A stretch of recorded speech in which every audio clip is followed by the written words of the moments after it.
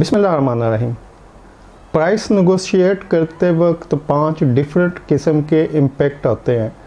ये हम cost saving के टॉपिक के ऊपर बात कर रहे हैं। लास्ट वीडियो में कहा था कि कॉस्ट सेविंग के ऊपर प्राइस नेगोशिएशन का कोई इम्पेक्ट नहीं होता। तो आज आपको मैं 5 ऐसे इम्पेक्ट बता रहा हूँ जो प्राइस नेगोशिएशन के ज़रिए वकूअ पज़ीर होते हैं, यानी हैपेंड होते हैं। तो ये 5 जो इम्पैक्ट है, इनसे आप जजमेंट ले सकते हैं कि क्या इनसे कोई कॉस्ट सेविंग पर असर पड़ता है। तो पहले देख लेते हैं कि वो 5 कौन से इम्पैक्ट हैं जो कि प्राइस नेगोशिएशन के दरमियान हो सकते हैं। नंबर 1 विन लूज़ का इम्पैक्ट है। नंबर 2 लूज़ विन हो सकता है। नंबर 3 कंप्रोमाइज़ हो सकता है। नंबर 4 लूज़ लूज़ का इम्पैक्ट है। और नंबर 5 विन विन का इम्पैक्ट है।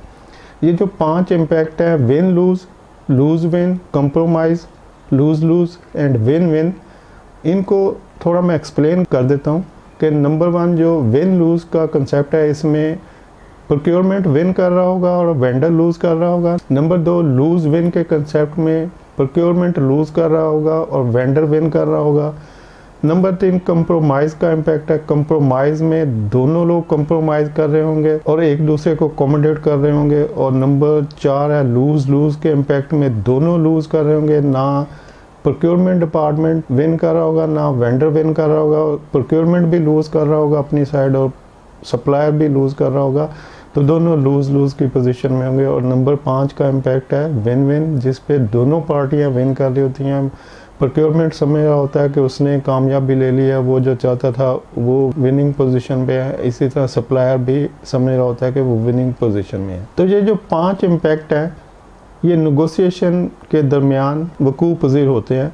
इनमें से जब भी आप नेगोशिएट कर रहे होते हैं तो कोई ना कोई रिज़ल्ट, किसी एक का रिज़ल्ट आपकी उस नेगोशिएशन के ऊपर हो रहा होता है। तो अगर आप इसको और डिटेल में समझना चाहते हैं तो मैं इसकी कुछ एग्जांपल आपको दे देता हूं कि नंबर 1 जो विन लूज़ का कंसेप्ट है, उसमें प्रोक्योरमेंट विन कर रहा होता है और वेंडर लूज़ कर रहा होता है। ये उस वक्त होता है जब प्रोक्योरमेंट वालों के पास प्रॉपर मार्केट का नॉलेज हो, उस प्रोडक्ट के बारे में पूरी इंफॉर्मेशन हो और प्रोक्योरमेंट का बंदा शॉप माइंडेड, एक्टिव और स्मार्ट हो, उसने पूरी वर्किंग कर रखी हो। जैसे कि मैं अक्सर एग्जांपल देता हूं कि आपने अगर शर्ट ख़रीदनी है और आप उसकी बाइफिकेशन कर लें कि कपड़ा कितने का है, स्टिचिंग कितने की है, एक्सेसरी उसके ऊपर कितने की लगी हुई है और उसके ऊपर प्रॉफिट आपने उसको कितना देना है, तो आपके पास एक प्राइस बाइफिकेशन आ जाती है। आप समझ जाते हैं कि टोटल प्राइस इतनी बनती है, तो आप इससे ज़्यादा नहीं देंगे। तो अब जब ये कॉस्टिंग आप अपने वेंडर के सामने रखते हैं तो उस वेंडर के पास कोई जवाब नहीं होता। वो हर हाल में उसको एक्सेप्ट करने के लिए उसके पास बस वही रास्ता होता है कि या वो एक्सेप्ट करे या फिर वो ऑर्डर को लूज़ कर दे।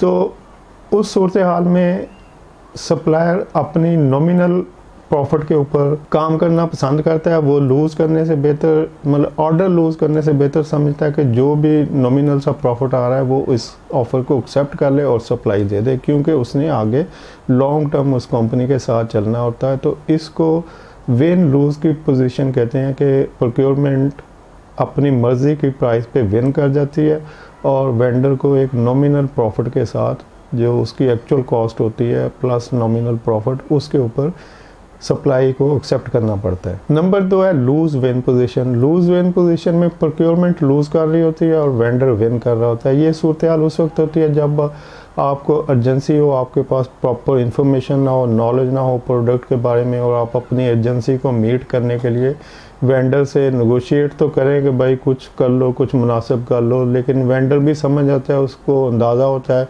कि आपकी एजेंसी है या आप के पास इतना नॉलेज नहीं है, या आपकी जो नेगोशिएशन हो रही है उससे वो जज करता है कि आप इसको विनिंग पोजीशन में नहीं जा सकते, तो वो आपसे हायर जो प्राइस है वो चार्ज करने के लिए आपको मनवा लेता है और आप उसको ऑर्डर दे देते हैं। तो ऐसी सूरत हाल में आप अपनी एजेंसी को मीट करने के लिए उसकी हायर प्राइस को भी एक्सेप्ट कर लेते हैं, क्योंकि आपके पास कुछ ऑल्टरनेट सोर्सेज अवेलेबल नहीं होते या आपकी प्रॉपर वर्किंग नहीं हुई होती उसके ऊपर। तो इसको लूज़ विन पोजीशन कहते हैं कि आप लूज़ करते हैं और वेंडर विन कर देता है, वो अपने मैक्सिमम प्रॉफिट के ऊपर उस ऑर्डर को रिसीव कर लेता है। नंबर 3 है कंप्रोमाइजिंग पोजीशन।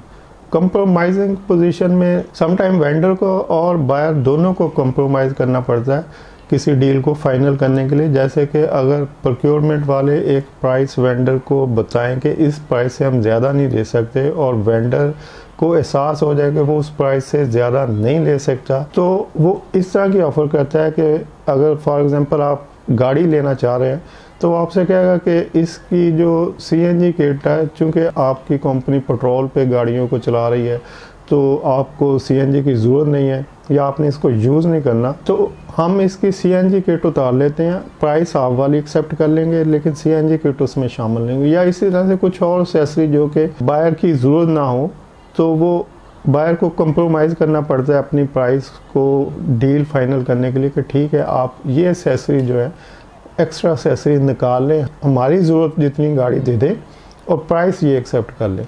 तो अब बायर की तरफ से भी कंप्रोमाइज़ हो गया कि उसने गाड़ी तो ली लेकिन कुछ एडिशनल जो उसके एक्सेसरीज थी वो उस पर कंप्रोमाइज़ कर लिया और वो निकलवा दी। और जो सप्लायर के एंड पे है उसने वो प्राइस एक्सेप्ट कर ली, यानी वो मैक्सिमम प्रॉफिट हायर प्रॉफिट नहीं ले सका तो उसको भी कंप्रोमाइज़ करना पड़ा। तो उसने भी गाड़ी को कुछ एक्सेसरीज के बगैर एक नॉमिनल प्रॉफिट के साथ, जो कि प्रोक्योरमेंट की तरफ से ऑफ़र आ रही थी कि इस प्राइस को एक्सेप्ट कर लें, उसको कर लिया। तो दोनों को कंप्रोमाइज़ करना पड़ रहा है एक डील को फाइनल करने के लिए। तो नंबर 4 है lose lose position. Lose lose position में दोनों को लूज़ करना पड़ता है किसी डील को फाइनल करने के लिए। और इस तरह की एग्जांपल इस तरह से हो सकती है कि अगर कोई डील फाइनल हो जाए और उसके बाद प्रोक्योरमेंट और सप्लायर दोनों समझे कि ओहो ये क्या हो गया, अगर हम इस तरह से कर ले तो मैं इसमें मैक्सिमम गेन कर सकता था। यानी प्रोक्योरमेंट समझे कि यार डील तो फाइनल होगी लेकिन मुझसे गलती हो गई, अगर मैं इसमें ये कंडीशन ऐड कर लेता तो मैं उससे प्राइस इससे कम ले सकता था। या सप्लायर समझे कि ओहो यार गलती होगी, अगर मैं उसको ये जो एडिशनल क्वालिटी है इस प्रोडक्ट के अंदर अगर मैं उसको ये बता देता इसका उस वक्त डील फाइनल करने से पहले तो मैं इससे ज़्यादा प्राइस ले सकता था। तो वो सूरत हाल जिसमें दोनों पार्टियां समझे कि हमसे गलती होगी, हम विन विन पोजीशन पे नहीं जा सके, हम मैक्सिमम नहीं ले सके, तो इस तरह की सूरत हाल लूज़ लूज़ पोजीशन होती है। दोनों पार्टियां फील कर रही होती हैं कि उनसे डील लूज़ हो गई या उन्हें जल्दी कर ली, उनको थोड़ा टाइम देना चाहिए था इस डील में और प्रॉपर वर्किंग करनी चाहिए थी या प्रॉपर डिस्कशन के लिए कुछ मैटर इकट्ठा करना चाहिए था, तो हमने जल्दबाजी में डील फाइनल कर ली और दोनों पछता रहे होते हैं। तो इस पोजीशन को लूज़ लूज़ पोजीशन कहते हैं। और नंबर 5 है win win position. Win win position उस वक्त होती है जब दोनों समझ रहे होते हैं कि हमने कामयाबी से डील को फाइनल कर लिया, सप्लायर समझ रहा होता है कि उसने मैक्सिमम प्रॉफिट गेन कर लिया और बायर प्रोक्योरमेंट डिपार्टमेंट है वो समझ रहा होता है कि उसने अच्छी प्रोडक्ट एक मुनासिब कीमत पे ले ली। यानी उधर भी प्रॉफिट हो रहा होता है, उनको भी फ़ायदा हो रहा होता है प्रोक्योरमेंट को और सप्लायर को भी फ़ायदा हो रहा होता है। तो दोनों जब फ़ायदे में है तो इसको विन विन पोजीशन कहते हैं। तो जब भी प्राइस नेगोशिएट होती है, दो पार्टियां बैठ के प्राइस पे नेगोशिएशन करती हैं, तो उसके 5 किस्म के इम्पैक्ट हो सकते हैं। नंबर 1 विन लूज पोजीशन हो सकती है, नंबर 2 लूज विन पोजीशन हो सकती है, नंबर 3 कंप्रोमाइजिंग पोजीशन हो सकती है, नंबर 4 लूज लूज पोजीशन हो सकती है और नंबर 5 विन विन पोजीशन हो सकती है। तो इन 5 पोजीशन के ऊपर आपका कुछ भी इम्पैक्ट आता है, यानी जब भी आप नेगोशिएट करते हैं तो इनमें से जो भी इम्पैक्ट आपका आता है, 1 आता है, 2 आता है, 3, 4, 5, जिस तरह का भी इम्पैक्ट आता है और आप जो भी फील करते हैं डील फाइनल होने के बाद, तो ये 5 इम्पैक्ट का तल्लक कॉस्ट सेविंग से नहीं है। किसी में भी कुछ ऐसा नज़र नहीं आ रहा है कि जी हमने नेगोशिएशन की प्राइस के ऊपर तो उसका इम्पैक्ट कॉस्ट सेविंग पे इतना पड़ा। तो इसलिए मैं कहता हूँ कि कॉस्ट सेविंग का तल्लक नेगोशिएशन से नहीं होता।